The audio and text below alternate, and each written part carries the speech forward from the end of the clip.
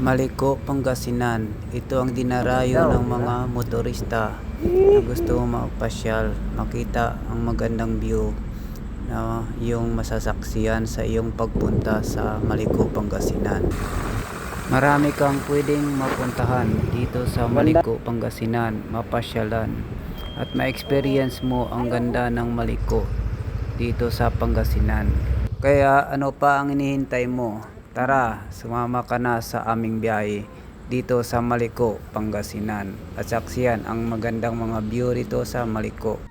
Nagkape muna kami dito sa Rosales Jollibee at para mainit-initan yung aming tiyan at nagugutom na rin kami.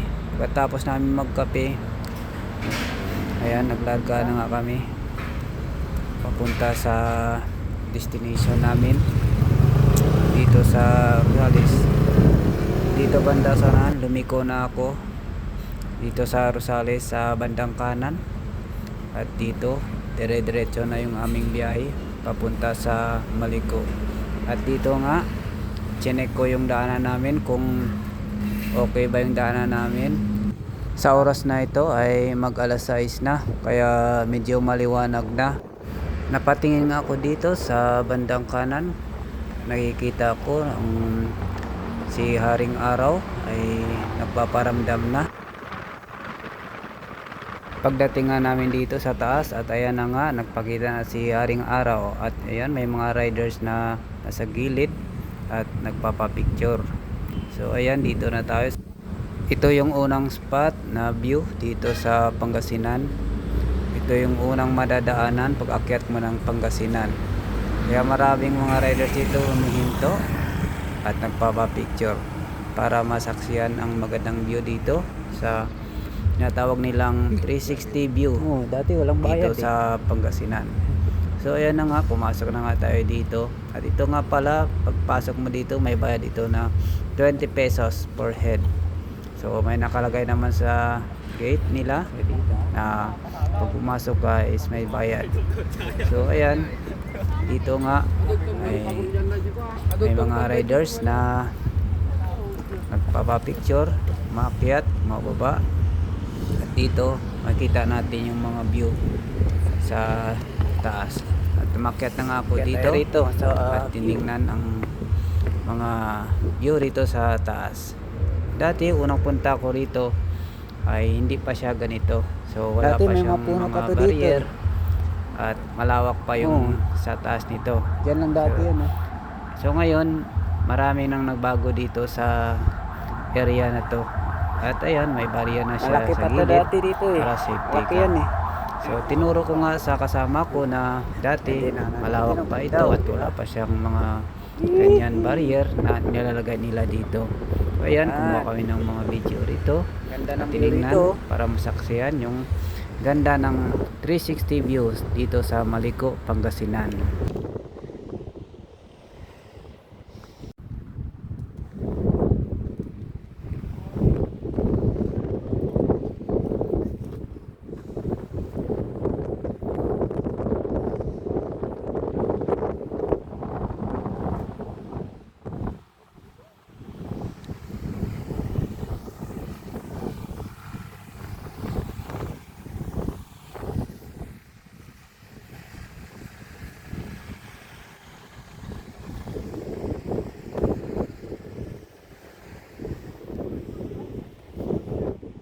Dito sa area na to, so may mga nakalagay dito ng mga attraction na pwede ka magpa-picture.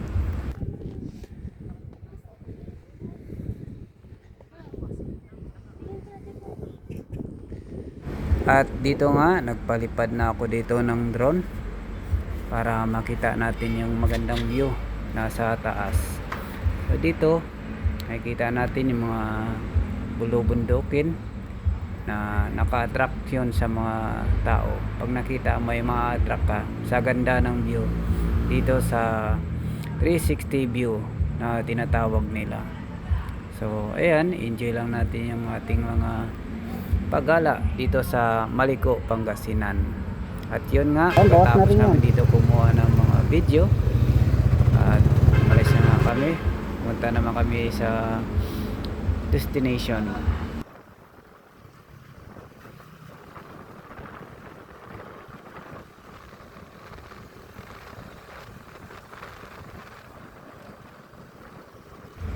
Ito naman yung pangalawang destination na pwede nyong puntahan at magalaan dito sa Maliko, Pangasinan. Malapit lang ito sa unang pinuntahan namin dito sa 360. Ayan, at dito maraming mga puno dito na Wow. nakakamangha. Ganda At naman dito. ditong area na to ay napakalamig pag nakapasok ka dito sa itong area na to.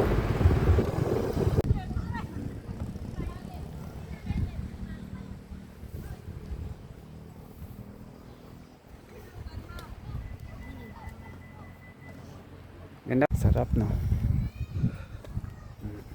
Walang usok. Ganda rito guys.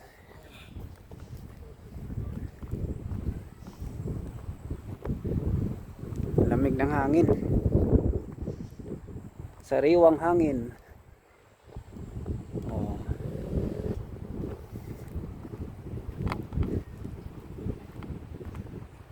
May upuan dito. Ayan, pwede magpahinga.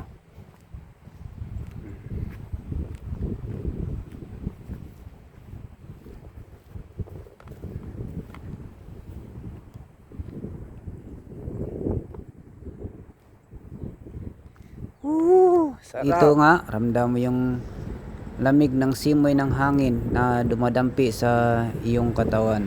Maramdaman mo, napakasarap sa pakiramdam na napakalamig na hangin na dadampi sa iyong katawan. Tara. Tara.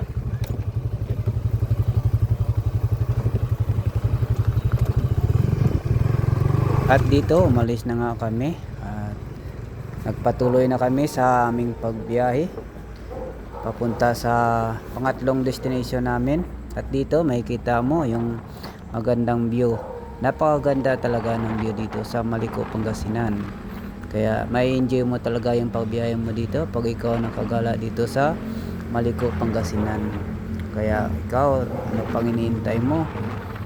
Biyahe ka na dito sa Maliko, Pangasinan para masaksihan mo yung magandang view dito ay yung makikita sa tuwing ikaw ay nagbiyahe dito sa Maliko, Pangasinan. At ayun na nga, dito na nga tayo sa pangatlong destination sa Historical Nature Park. Pagkatapos namin mag-parking, nagpunta na kami sa gate at nagbayad na kami ng 40 pesos para makapasok na kami. At yun, nakapasok na kami sa gate at pababa na kami dito sa aming destination para matingnan at masaksihan.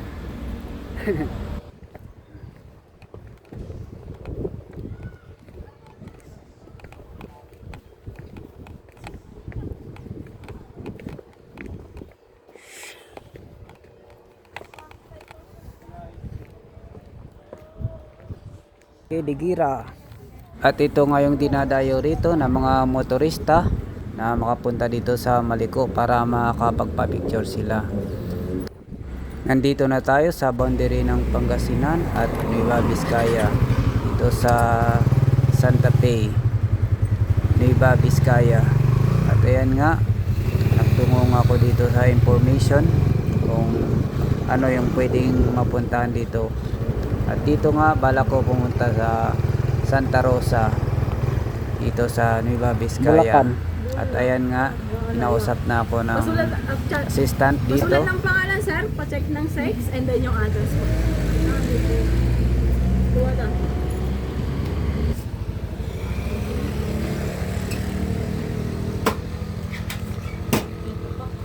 Bali, sir, pwede na pupuntahan yung tatlong tourist spot po natin. Kasali po siya sa nabayaran ninyo. Okay. Yung Japanese shrine dyan sa taas, sir, yan lang po yung rough road sa Testament. Ito sa taas. Yes po, sir. 500 meters ang layo niyan. Pangalawa po, yung Hingi Falls po dito. Tingin po sa kaliwa, may placard po doon na nakasulat na Hingi Falls. Magpaparking po kayo sa taas, tapos maglalakad pa baba. 500 meters din po ang layo niyan, sir. Pangatlo po yung Pine Forest Park, sir. Dito po siya sa kaliwa. Pagkababa niyo dyan, sir, elementary po siya. Kaliwa kayo, tapos dire-diretso na po. Kaso nga lang, sir, 3.5 kilometers pa to. Yung iba pong tourist spot na outside na po nung ticket, sir, tulad po ng Strawberry Farm dyan sa gitna, private po sila, so bali mag-e-entrance ulit kayo dun, sir. Sige, thank Okay you. po, thank you po. Pagkatapos paliwanag nagtungo na ako dito. Umalis na nga kami at naglarga na papunta sa baba sa aming pwedeng mapuntahan na destination dito sa Santa Fe. Ayan, bababa na kami at maganda naman yung dinadaanan namin. Ito ay maliit lang na kalsada.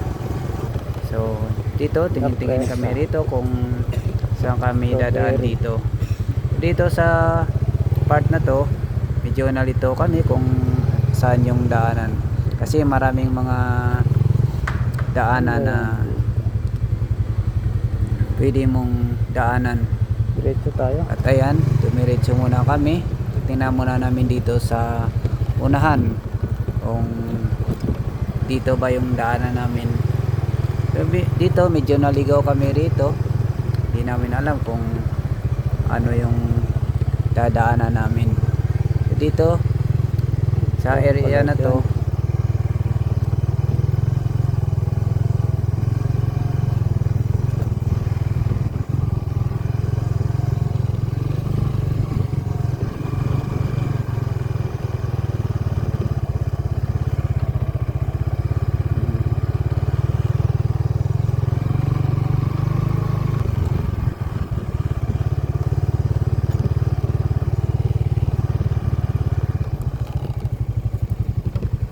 Zamora.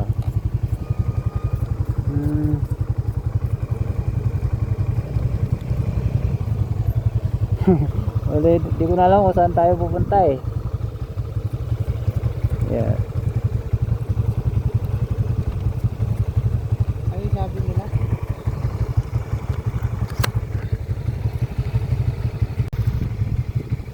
dito sa area na to may mga tanim din na mga strawberry, so pumunta kami. At dito nga rough road yung dinadaanan namin, kaya dito parang medyo nag-alangan ako dito. Sabi ko parang naligaw na yata tayo kasi dapat semento yung dinadaanan natin. At ayun nga, dito kami sa taas may nakita ako doon doon na pala yung daanan na daan semento pala doon doon, sa no? kabila. Kaya sabi ko andun yata yung daanan, balik na lang tayo kasi ito rough road. Yan pala, may daan pa. At yun nga, decide na ako na bumalik at doon kami dadaan sa kabila para maganda yung daanan namin, di katulad dito napaka-rough road. At ito na nga yung area na daanan na semento papunta sa Santa Rosa sa taas.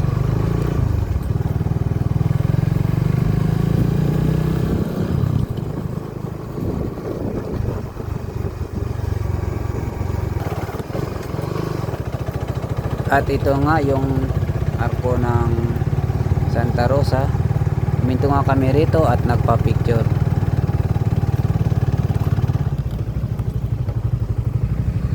Picture tayo, picture. Pagkatapos nga namin magpa-picture, umalis na kami. At sinusundan lang namin itong kalsada na to na sementado. Itong kalsada na to is sa gitna, hindi siya sementado. Kumbaga yung daanan lang yung sementado dito sa bandang gilid, pagkabilaan. Dito sa area na to, pataas ng pataas yung dinadaanan namin. So dito banda sa kabila, sa bandang kaliwa, may kita mo yung magandang view dito at yung kalsada sa Maliko, Pangasinan. So habang binabaybay namin to, so napapatanaw kami dito at nakikita na yung magandang view dito sa Maliko, Pangasinan. Kitang kita na yung kalsada oh.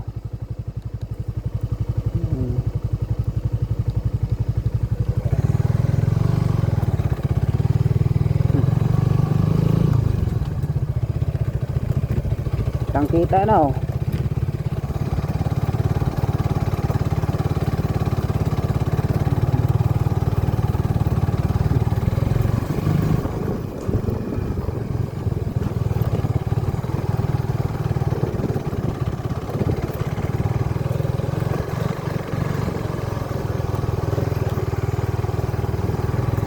Pagdating na namin dito minto muna kami at tiningnan namin yung signboard na nakalagay kung saan pupunta tong area na to. At itong kalsada nga to diretso, dito kami nagpunta at tuminto. Ito na yung part na Picture. maraming mga puno at malamig na area na makikita Picture. sa dulo ng Santa Rosa dito sa Santa Fe.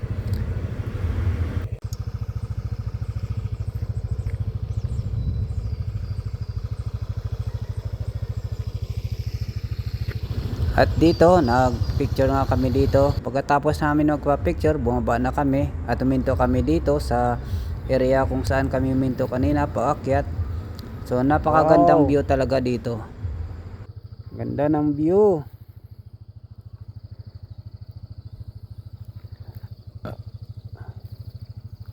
Dito kami sa taas, guys.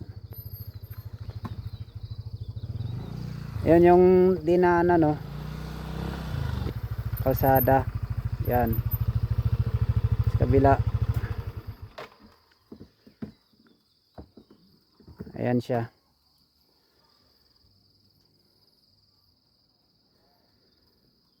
Oh.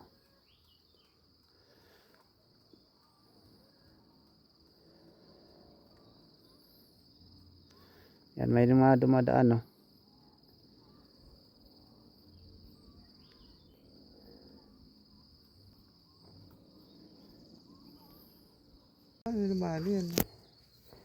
Tingnan nyo, guys, oh. Tanim sila ng sili, oh. Ano tawag niyan?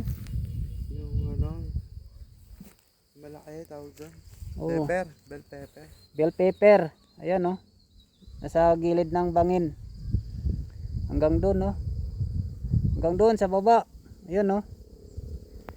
Yan nyo, guys, oh. Yan. Tanim nila yan, oh. Dito sa gilid ng bangin, oh. Tapos may hose. Yan yung hose. Para pangdilig ng tubig. Yan. Oh, di ba? Astig.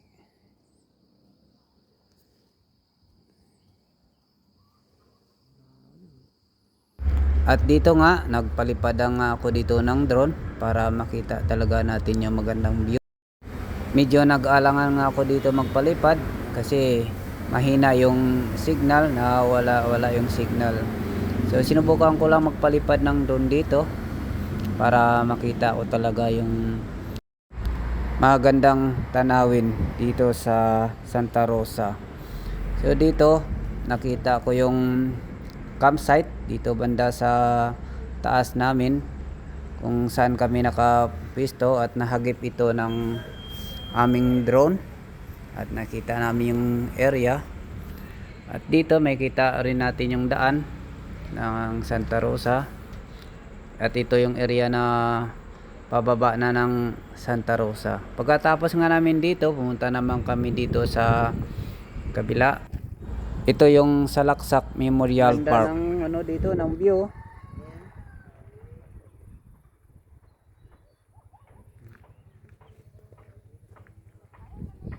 Tara, kaya tayo rito.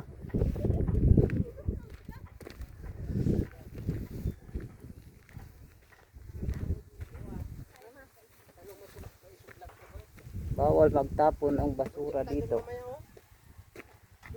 Bawal magtapon ng basura.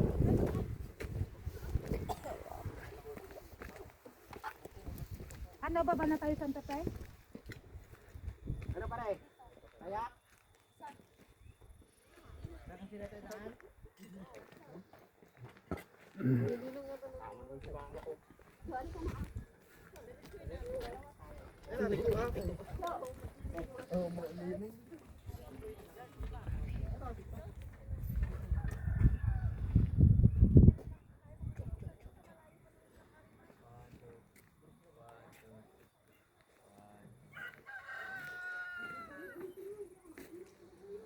Ang daming mga bahay rito.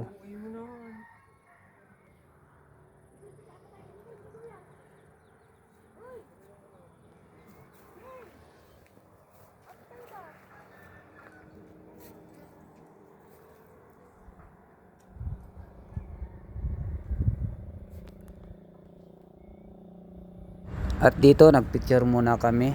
At dito na magtatapos yung ating video guys. Huwag kalimutan mag-like, mag-subscribe, mag-comment. At abangan nyo ang ating susunod na vlog dito sa Santa Fe, Nueva Vizcaya. Thank you guys. Maraming salamat sa nanonood. Babos, hanggang sa muli.